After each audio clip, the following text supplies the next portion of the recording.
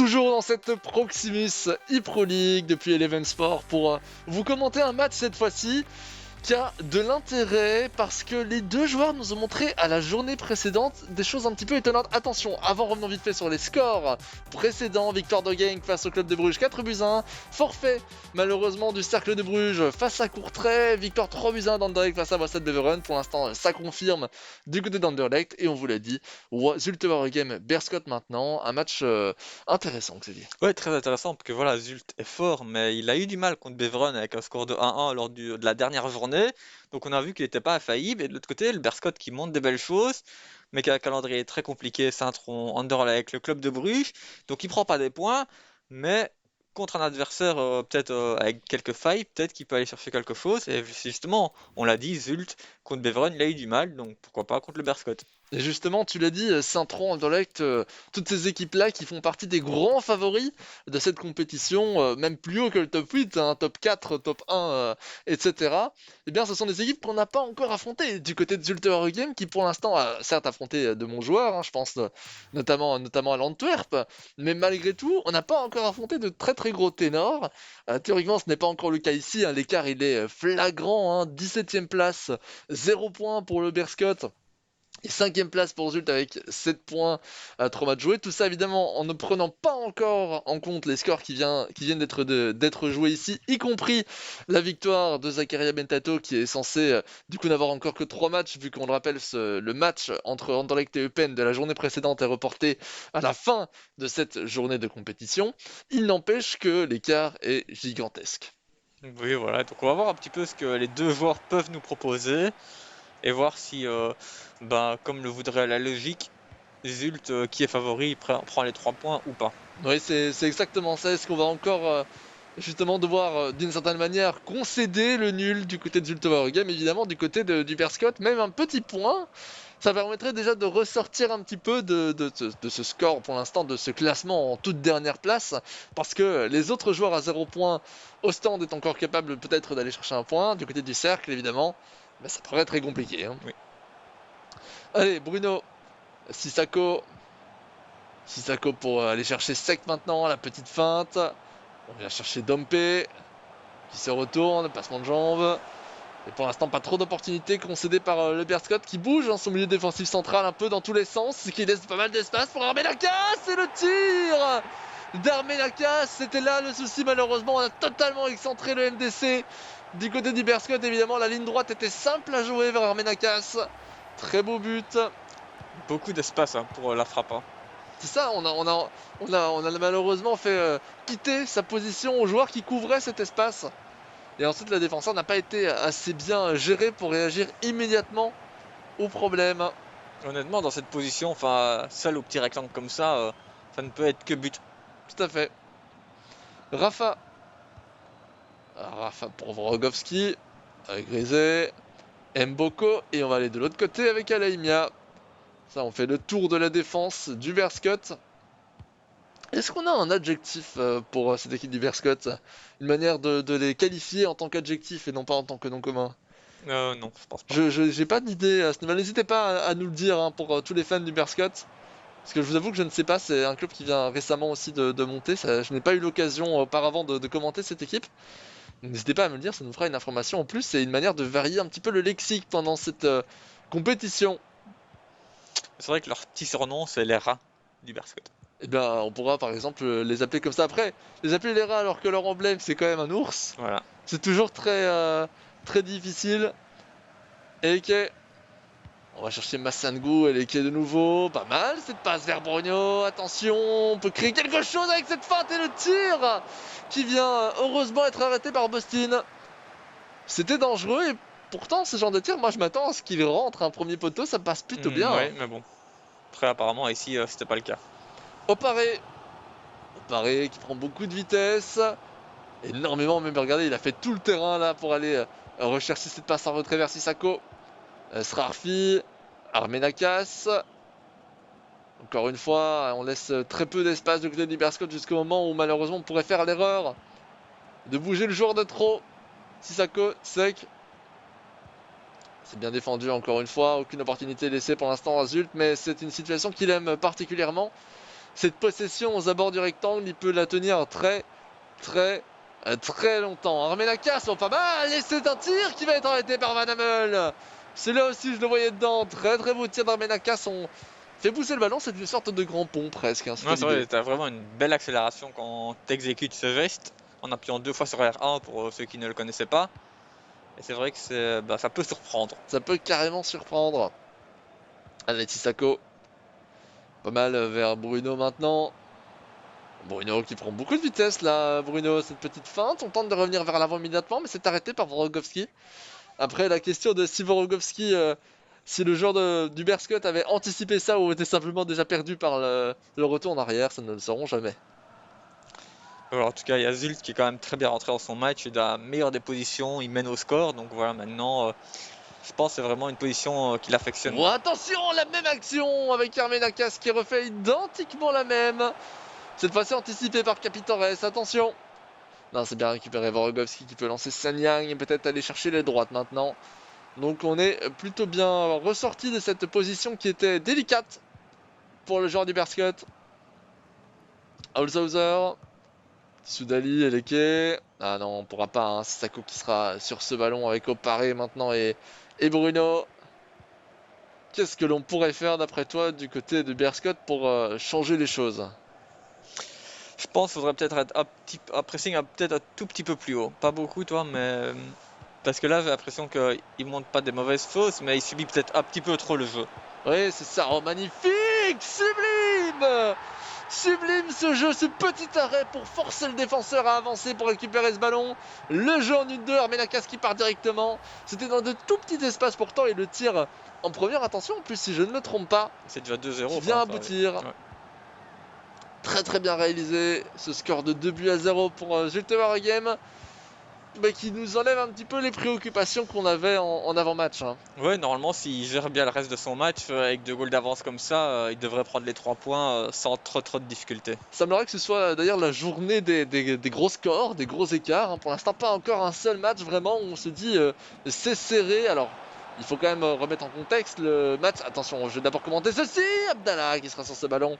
Club de Bruges contre Genk, c'est resté serré hein, jusqu'à la 67e minute. C'est vrai que le score est sévère, enfin 4-1, mais au final, dans l'ensemble du match, c'est quand même un match assez serré. Oui, c'est ça. Donc, prenons quand même des pincettes en disant ça. Néanmoins, au niveau des scores, ça c'est relativement flagrant. Pour l'instant, que des gros écarts. Est-ce que le Berscott va réussir à remonter ou est-ce qu'il va subir une nouvelle fois une défaite qui le bloquerait hein, quasiment définitivement dans cette fin de classement malheureusement. On est à la 4e journée, c'est vraiment un moment où avoir 0 points c'est très problématique. Ce tir de Srarfi qui est arrêté par Van Hammel. Autant qu'on était à la 2e journée, on se dit voilà, il n'y a que 2 matchs. Là, 4e journée, ça commence à faire lourd. Hein. Ouais, petit à petit, les matchs passent, mais les points, ils arrivent pas. Et donc, c'est vrai qu'il va tout doucement falloir les prendre, mais je pense que voilà, son calendrier va être un peu plus simple au fil de la saison. Et il pourra notamment affronter les autres joueurs de ce bas de classement. Hein. On n'a pas encore eu de grosses confrontations de bas de classement. Typiquement un haut stand Berscott, hein, pour citer que. Ce serait intéressant de voir comment le match pourrait se dérouler. Allez, Boston, 45 minutes, aucun temps additionnel, pardon. Donc le match va très simplement prendre sa pause maintenant. Au niveau du verdict, hein, on l'a cité auparavant, pour l'instant c'est je pense mérité hein, pour le joueur de Zult, pour Geoffrey Mékou, qui d'ailleurs continue son chemin à la Club World Cup, hein, en dehors de ça, avec Stéphane Lepina. C'est plutôt pas mal aussi de voir qu'internationalement on essaie de faire des choses. C'est aussi le cas du côté de Zeyror par exemple, qui vient de monter en Division 1 il n'y a pas si longtemps que ça. Ouais, c'est vrai, donc c'est vrai qu'ils auraient peut-être pu monter déjà la semaine dernière, ça s'est fait que cette semaine, mais voilà. Après, le chemin est encore long pour se qualifier au play-off de la e-Club World Cup. Oui, c'est très long. Hein. Pour ceux qui ne connaissent pas, c'est une compétition internationale qui regroupe à chaque fois des duos. Chaque membre de ce duo fait un match contre l'autre membre de ce duo en face. C'est une sorte de mini classement où il y a plein de sortes de poules, on pourrait peut-être les appeler comme ça. Des conférences. Pour essayer de simplifier, voilà exactement. Des conférences, le terme exact. Et il y a un système de division également dans ces différentes parties. Voilà pour vous résumer un peu la situation. Tout ça pour dire que c'est international et qu'on affronte des grands clubs dans ce genre de match. Un très très grand club même. Et même en dehors des clubs, hein, simplement des structures e-sportives qui ont leurs joueurs également présents. C'est considéré comme un club. Attention Bruno. Bruno qui vient chercher Srarfi. Srarfi pour Armenakas. C'est pas mal ce tir d'Armenakas. Comment fait-il pour le dévisser à ce point? On avait proposé quelque chose de très intéressant. Malheureusement, ce ne sera pas concrétisé. Sec. Sec encore. Là, il s'est ouvert l'espace avec Srarfi. Retour en arrière. Sec, Srarfi encore une nouvelle fois. Et on va aérer le jeu très simplement. Aucun pressing du côté du Berscott qui n'a, semblerait-il, pas envie d'en prendre un troisième. Hein, surtout après la première action en jeu de cette seconde mi-temps. Tire sur Rafa. Holshauser. Allez, Armenakas qui reprend ce ballon. Sec. Srarfi.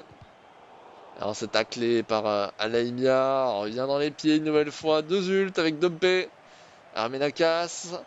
Attention, c'est pas mal ce tir d'Armenakas encore une fois. Mais quel danger qui est mis sur les cages du Berscott depuis le début de cette seconde mi-temps. Ouais, on voit vraiment Zult qui a envie de mettre le troisième pour se rassurer encore plus.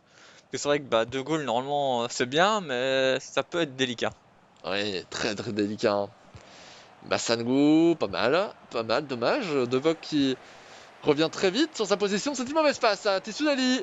En contre favorable pour Tissoudali. De Bock. Et non, cette fois-ci, le contre sera vite fait, rapidement récupéré par Zult. Choukareku qui pour l'instant confirme en tout cas avec ses nombreuses actions. Sa défense également qui semble bien placée, bien construite. Beau tacle ici de la part du Berscott qui va pouvoir dégager très rapidement. C'est une tentative, c'est pas mal tenté. La balle qui va rebondir et qui va revenir presque justement sur le torse de Sanyang qui aurait pu contrôler, mais difficilement évidemment. Voilà, ici le Berscott va faire quelques modifications pour essayer de revenir au score. Il va sortir un petit 3-5-2 pour essayer de faire la différence. Il faut Bah, tenter. voilà. Je sais pas s'il arrive, enfin, j'espère pour lui qu'il arrive à marquer un goal, mais ça ne m'étonnerait pas de voir le troisième goal de Zult en passant en 3-5-2. En tout cas, vu ce qu'on voit pour l'instant, c'est plus du côté de Zult qu'on propose des choses intéressantes et on est proche en tout cas de marquer ce Ouais. but, hein, tu l'as dit. Passage en construction rapide évidemment, en ultra Mhm. offensif, pressing constant. Justement, ça m'étonnait de voir, mais après, je pense qu'il avait peut-être pas encore édité correctement, mais voilà, ultra offensif, profondeur 2, ça me semblait fort bas, mais voilà, apparemment il l'a ajusté à 5 ou 6, donc c'est un peu plus cohérent. Oui, c'est vrai. Après, le problème dans une formation comme le 3-5-2 et avec des phénomènes comme la construction rapide et le pressing constant, c'est qu'on va de toute façon être haut automatiquement. Donc si on met une profondeur en plus à 7 ou à 8, ça va commencer à être compliqué. Ouais, après, c'est un peu un dispositif tout ou rien, donc il faut vraiment essayer de revenir au score. Enfin, voilà, il reste une demi-heure, il a 2 goals de retard. Si voilà, il tente le tout pour le tout, je pense que c'est bien qu'au moins il essaye de le faire.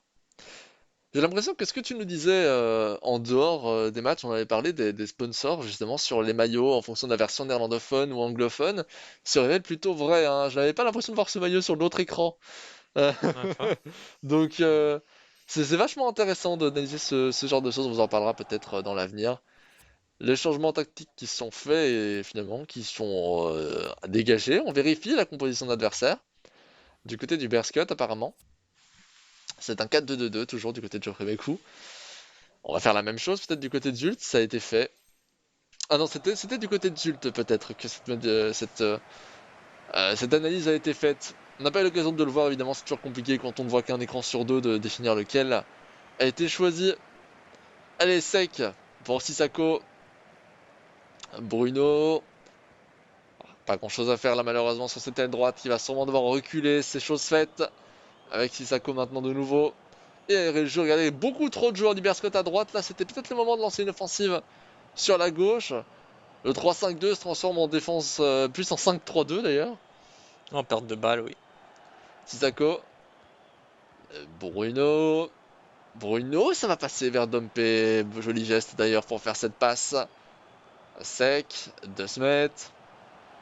2 mètres encore. On prend presque de la vitesse. On revient en arrière vers Dompe. Et Mboko qui va reprendre ce ballon. Massangou et peut-être relancer vers l'axe. C'est fait maintenant avec Soudali. 69e minute de jeu. Le match se ralentit, ce qui n'est évidemment pas en l'avantage de Berscott, surtout avec les changements tactiques qui ont été déroulés. Mais c'est un peu lui qui ralentit le jeu aussi, hein. C'est ça qui est étonnant. C'est vrai, avec son pressing très bas, encore une fois, qui n'a pas tellement changé par rapport à avant. Allez, on monte là avec Brogno, et non. Oh, quoique peut-être, non, c'est Kenurios qui sera finalement sur ce ballon, la prise des vitesses du défenseur. Et là, le pressing, par contre, là, après une perte de balle, pressing constant, on le rappelle, mais il est plutôt haut, et ça laisse du 4 contre 4, avec strictement aucun joueur qui est en train de revenir du côté du Verscott. C'est normal, on veut remonter très rapidement, on laisse les milieux, les attaquants en haut. Varogovski, attention, pas mal ce centre tiré, Est-ce qu'on peut dire que c'est un tir d'Abdallah? Ah, on va dire tir passe un peu. Mais voilà, on rentre déjà dans le dernier quart d'heure de jeu, c'est toujours 2-0 pour Zulte Waregem. Ouais, mais là, ça commence à aller un peu dans tous les sens, hein. Le ping-pong commence, c'est normal avec les formations qui ont été demandées. Sanyang et Abdallah, cette fois-ci, récupérera le ballon de manière un peu plus calme. Bruno et Grisé qui dégage. Et c'est une nouvelle pause qui a été demandée par Capi Torres, le joueur du Verscott, pour essayer de revenir dans ce match. Bah, il va jouer encore plus offensif avec voilà, une profondeur de 9 et une largeur de 9. Donc voilà, il va vraiment essayer d'écarter un maximum le jeu et aller chercher l'adversaire le plus haut possible pour essayer de revenir. Mais voilà, de toute façon, il reste voilà, plus que 10 minutes, donc il doit essayer. Quitte à prendre le troisième, mais il faut essayer. C'est tout pour le tout. Pourquoi faire une large... En fait, offensivement, est-ce que augmenter la largeur augmente vraiment le potentiel offensif d'une équipe? Moi, j'ai l'impression que ça augmente surtout la quantité de centres qui va être Oui, proposée. mais surtout, ça te permet de jouer plus sur les flancs. C'est là qu'il y a le plus d'espace sur une équipe. Dans l'axe, il y a souvent beaucoup de joueurs, faut regrouper dans l'axe, donc il n'y a pas vraiment beaucoup de solutions. Tandis que si tu écartes le jeu, après, ça te permet de revenir dans l'axe très rapidement si tu le souhaites. Mais c'est vrai que travailler sur le flanc et puis repiquer rapidement dans l'axe, ça peut créer un bon décalage. Défensivement aussi, on a décidé d'augmenter énormément la largeur du côté du Berscott, peut-être pour anticiper des longues profondeurs venant de Ah, peut-être. contre-attaque. Tout à fait possible. Oh, pareil. Oh, regardez ce prêt. Il s'est retourné face à deux défenseurs. Et ça lance une profondeur énorme vers Dompe. Et non, finalement, c'est Bruno. Bruno toujours. On prend de la vitesse. Le défenseur qui n'a pas le temps de revenir. Attention, ce râteau. Et la feinte, ça va revenir dans les pieds de Zult. Bruno toujours. Qu'est-ce qu'on va pouvoir trouver? Le pressing, là, pour le coup, la dénomination constant pour la tactique du pressing constant est quand même vachement bonne, je trouve. Puisque là, ça se voit très très fort, hein. Constamment, il y a un pressing sur les joueurs de Zult. D'un côté, ça laisse pas mal d'espace, de l'autre, au moins, ça permet une récupération rapide du ballon. Quand elle est récupérée, Eleke peut-être, ce ball roll et le tir. 83e minute de jeu. C'est encore possible pour Capitores de nous faire une remontada qu'on en a déjà vu dans cette compétition, on le rappelle. Joliment fait également ce geste du râteau juste avant de tirer pour ouvrir l'espace, hein. Non, c'est vrai que surtout que c'est pas forcément le truc le plus. Enfin, le râteau est simple à faire, mais quand t'es face à face avec le gardien comme ça, c'est pas toujours l'occasion la plus simple non plus. Oui, et surtout la plus évidente, hein, on n'a pas spécialement tendance à y penser. Griset qui va perdre ce ballon, Sissako, Curry, 87e, le temps avance, 2-1 toujours. Sec. Et on va revenir tranquillement sur cette aile droite avec Sissako. Sissako encore, regardez comme il prend son temps évidemment dans ses constructions parce qu'il sait que 89 minutes, c'est la dernière action peut-être qui va arriver maintenant. Avec le Berscott, allez c'est la dernière chance peut-être pour revenir à 2-2. Tissoudali avec Massad la profondeur, c'est plus une passe vers Aleke. On va revenir en arrière, malheureusement ça va siffler la fin si on est obligé de revenir. Et quel arrêt de Bock, qu'est-ce qu'il est crucial ce positionnement défensif pour récupérer ce ballon. Quel Ouais, match. et on le voit, le joueur du Berscott qui se dit la dernière occasion, pas de chance. Enfin, c'est vrai qu'il a essayé de la profondeur, les défenseurs interviennent vraiment au dernier moment, sinon il aurait peut-être pu faire 2-2. Mais voilà, il a eu la bonne réaction, il perdait 2-0, il a essayé le tout pour le tout, il a montré une bonne attitude et c'est quand même une chose à souligner, je trouve, dans ce match. Ouais, bien sûr, défaite avec le sourire aussi, c'est bien de le souligner. Malgré la défaite, on est aussi là pour représenter un club, Ouais. représenter ses valeurs, et c'est aussi une bonne image qu'il donne au Berscott en restant justement plutôt calme, hein, face à ces nombreuses défaites. On rappelle 4 défaites à la suite, hein. C'est un résultat un peu décevant, on suppose, pour lui, Xavier. Ouais, c'est vrai, et puis 4 défaites à la suite, mais quand tu regardes, il a. Enfin, je me trompe peut-être un petit peu, mais il a affronté parce que les 4 premiers du classement aussi. Près, Donc oui, à c'est, peu je vais pas près. dire des défaites logiques, mais voilà, c'est pas forcément les points les plus simples à prendre. Et il a jamais montré, s'est jamais fait ridiculiser, il a toujours montré des belles choses. Encore aujourd'hui, il perd 2-1, mais pour le même prix, ça peut être 2-2. Vous voyez d'ailleurs les scores des matchs précédents, en plus de celui-ci qui vient d'être joué, hein, avec notamment cette victoire 3-1 d'Anderlecht qui confirme encore sa position de favori. Genk qu'il a emporté 4-1. On a dit tout ça au tout début de cette confrontation. Pour rappel, le 5-0 n'a pas vraiment été un 5-0, c'est un forfait hein, pour en la défaveur du cercle de Bruges. Du côté des matchs qui vont arriver, n'hésitez pas à rester, on vous le rappelle, pour les gros chocs hein, de cette fin de journée. Hein. On a dit Standard de Liège, Charleroi, Moucron, Saint-Tron. Autant de matchs qui, surtout du côté francophone, vont nous ravir. Ouais. Et puis, c'est aussi l'occasion de vous rappeler qu'il y a une capsule à chaque fin de match.